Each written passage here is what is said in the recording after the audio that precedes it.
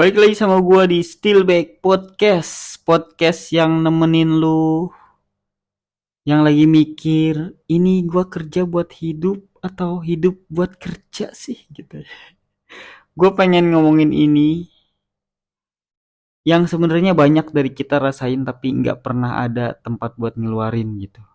Lu kerja keras, lembur, bantuin tim, inisiatif lebih, tapi giliran bikin salah dikit, walaupun itu karena sistemnya yang nggak beres, langsung dimaki-maki, dibentak atau apa ya, dicuekin gitu ya. Lu pernah gak sih merasa gitu? Pernah kan? Di setiap tempat kerja tuh pasti ada satu orang yang rajin, cepet tanggap, bahkan bantu kerjaan orang lain.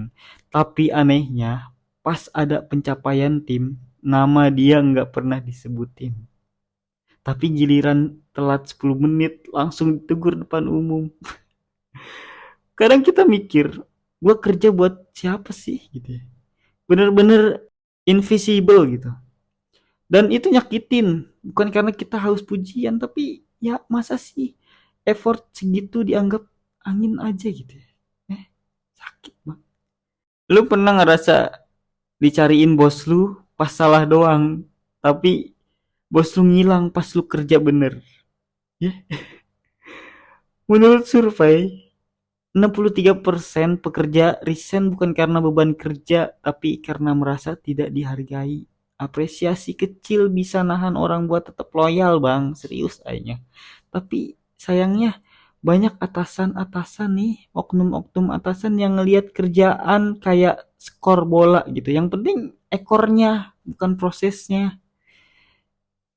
Kita capek, Bang. Bukan karena kerjaan doang, tapi karena diperlakukan kayak mesin, bukan manusia. Di beberapa tempat kerja, apresiasi itu barang langka. Karena ada budaya yang penting target tercapai. Kalau lu bener ya emang harus begitu gitu ya. Gimana nggak capek? Apresiasi itu kayak bensin buat semangat. Tanpa apresiasi, kerjaan tuh ya nggak ada rasanya, nggak ngerasa milik gua nih kerjaan gitu ya. Apalagi buat kita yang gajinya UMR gitu ya. Nggak bisa bales bentakan bos karena takut dipecat. Akhirnya diem aja, nahan. Pulang cuma bisa curhat ke motor sambil nyetel apa ya, brutal. Pekerjaan itu butuh dihargai, bukan cuma dikasih gaji. Gaji itu transaksi, tapi penghargaan itu lebih relasi. Coba lu bayangin, lu dibayar sesuai kontrak, tapi nggak pernah dikasih feedback positif. Lama-lama ngerasa kayak zombie, gitu-gitu aja monoton gitu kerjanya. Hidup ya buat ngejar tanggal 25 doang gitu.